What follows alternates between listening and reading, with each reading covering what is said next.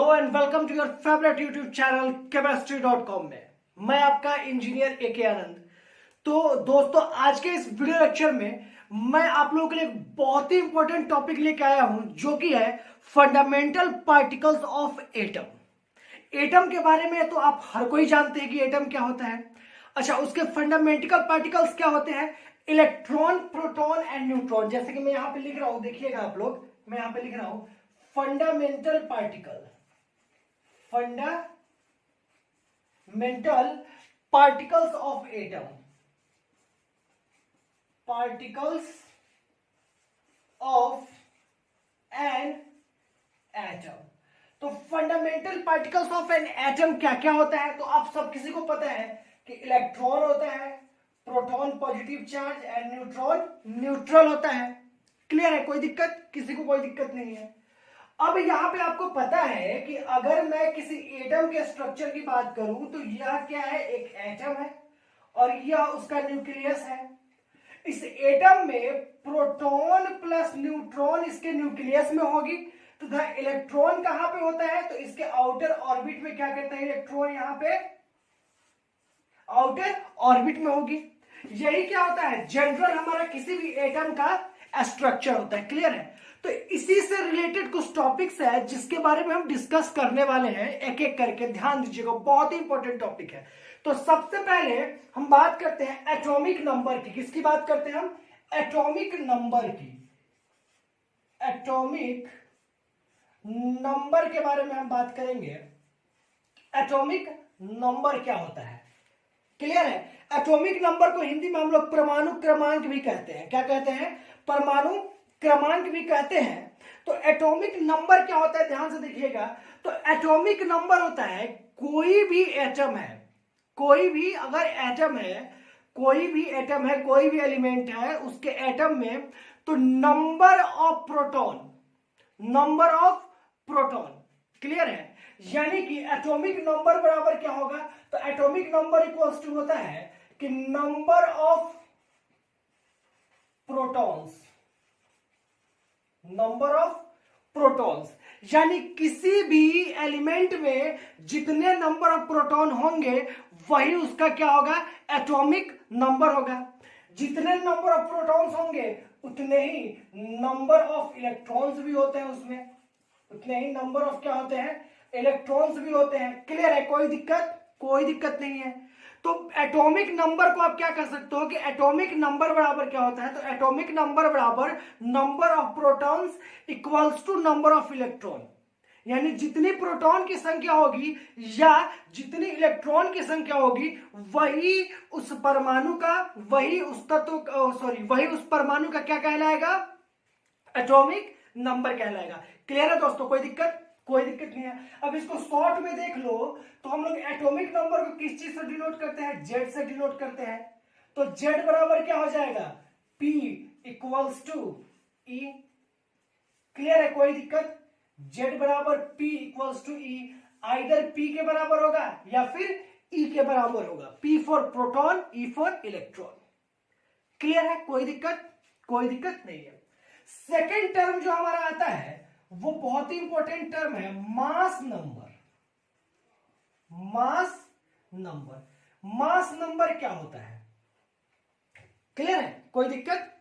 कोई दिक्कत नहीं है। तो मास नंबर हमको देखना है कि मास नंबर क्या होता है। तो ध्यान से सुनना, मास नंबर क्या होता है? मास नंबर कहा जाता है कोई भी, सपोज दैट अगर ये आपका कोई एक एटम है, या आपका कोई एक एटम है, इस एटम के न्यूक्लियस में, इस एटम के न्यूक्लियस में, नाभिक में जितने नंबर ऑफ प्रोटॉन होंगे और जितने नंबर ऑफ न्यूट्रॉन होंगे, दोनों को अगर ऐड कर दिया जाए और ऐड करने के बाद जो हमें संख्या मिलती है, जो नंबर हमें फाइंड होता है, that is called mass number. Clear है? तो मास नंबर इक्वल्स टू क्या होता है?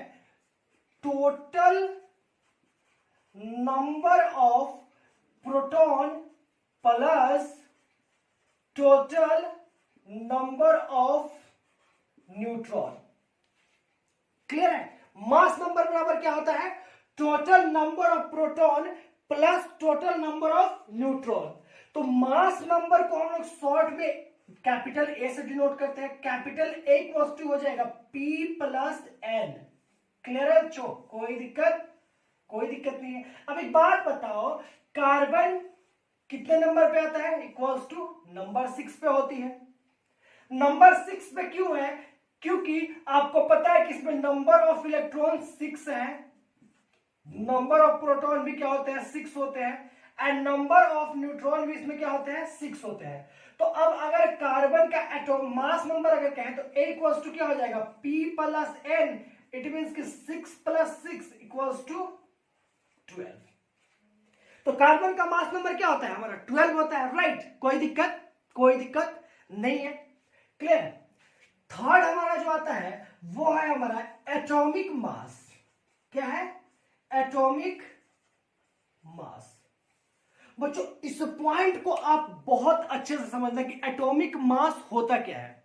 अक्सर बच्चे एटॉमिक मास में कंफ्यूज कर जाते हैं, बट मैं जो ट्रिक यहां पे आपको बताने वाला हूं वह ट्रिक लाइफ में आपने कभी देखा नहीं होगा, फर्स्ट टाइम अनुभव करोगे, लेकिन पूरी जिंदगी के लिए आपको याद होगा। तो याद रखना है, एटॉमिक मास क्या होता है? Atomic mass it is a number. It is a number. सबसे पहला बात याद रखो कि यह एक नंबर है। यह क्या है? एक नंबर है। सपोज दैट, आप यहां पर ध्यान देना कि मान लो यहां पर कोई एक एलिमेंट है जिसका नाम है ए, और इस एलिमेंट के बहुत सारे एटम हैं जो कि इस तरीके से अरेंज्ड हुए हैं। क्लियर है? कोई दिक्कत? अब यहां पर एक कार्बन के एटम है। यहां पर क्या है? एक कार्बन एटम है। क्लियर है? ये क्या हो गया हमारा? कोई एक एलिमेंट है, ए है, जिसके की बहुत सारे एटम है इसमें, और ये कोई है हमारा कार्बन का एक एटम है। अब इस कार्बन एटम को हम लोग टोटल 12 पार्ट में डिवाइड करेंगे। कितने पार्ट में? 1 2 3 4 5 6 7 8 9 10 11 एंड 12। अब हमने इसको क्या किया? इस कार्बन एटम को हमने टोटल कितने पार्ट में डिवाइड किया? 12 पार्ट में डिवाइड किया। और 12 पार्ट में डिवाइड करने के बाद इसका एक पार्ट 1/12 पार्ट इसका आप ले लो। तो किसी भी एलिमेंट का एटॉमिक मास एक नंबर है जो ये शो करता है कि इस कार्बन एटम का ये जो 1/12 पार्ट है, 1/12 पार्ट है, ये 1/12 पार्ट के कंपैरिजन में इसके इसका वन एटम कितना गुना ज्यादा भारी है, कितना गुना ज्यादा भारी है। क्लियर है? कोई दिक्कत नहीं। आपको समझ में आ रही है?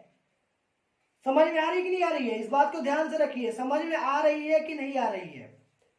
यानी कि एटॉमिक मास किसी भी एलिमेंट का इट इज अ नंबर, यह एक नंबर है जो ये शो करता है कि कोई एक एलिमेंट अगर यहां पे है तो इसका वन एटम, इस एलिमेंट का एक परमाणु कार्बन एटम के एक परमाणु के 1/12 पार्ट से कितना गुना अधिक ज्यादा भारी है, या कितना गुना अधिक उसका मास है। That is called atomic mass.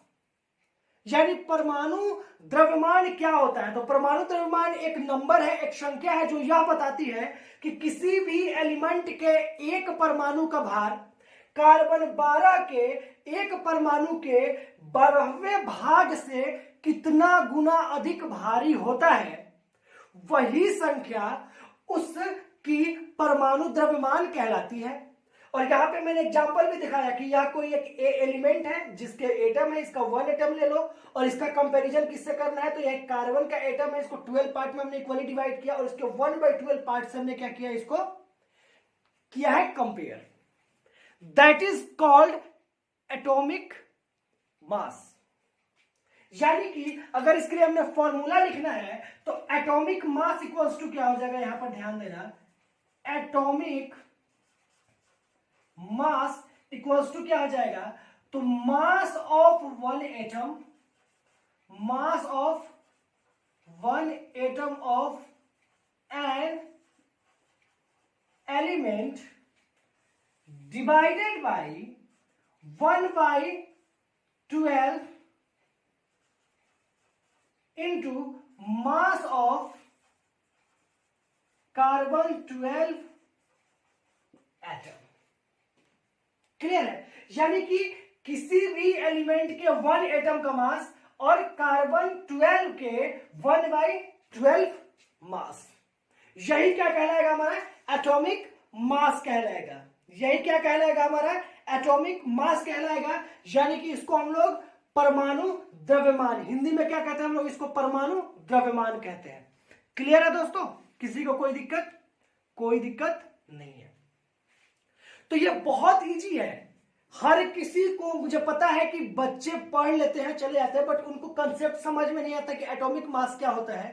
तो आई होप सो कि आज जो मैंने एटॉमिक मास का ये वाला जो ट्रिक बताया है ना, ये आप लाइफ में बहुत ही सिंपल ट्रिक है, लेकिन क्या होता है ना कि कभी कभी छोटी चीजों को हम सोच नहीं पाते हैं, छोटी चीजों को हम सोच नहीं पाते हैं, और नहीं सोचने का ये बहुत हमारे लिए बड़ी हो जाती है, बहुत हेवी हमें दिखता है।